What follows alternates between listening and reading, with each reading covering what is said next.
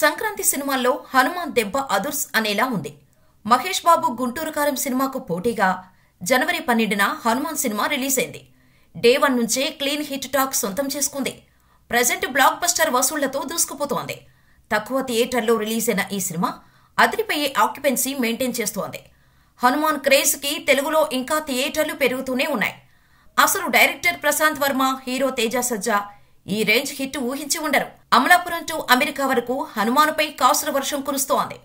First week complete అయ్యే వరకు 150 కోట్ల గ్రాస్ రాబట్టిన హనుమాన్ 200 కోట్ల దిశగా దూసుకుపోతోంది. 8వ రోజు కూడా 14 కోట్లకు పైగా గ్రాస్ వసూళ్లను రాబట్టింది హనుమాన్.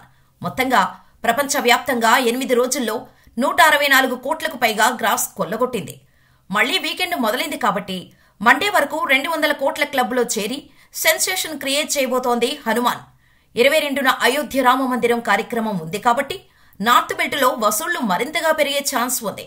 ఇప్పటికే నార్త్ లో కేజీఎఫ్ చాప్టర్ 1, కాంతారా సినిమాల first week collections record break చేసింది.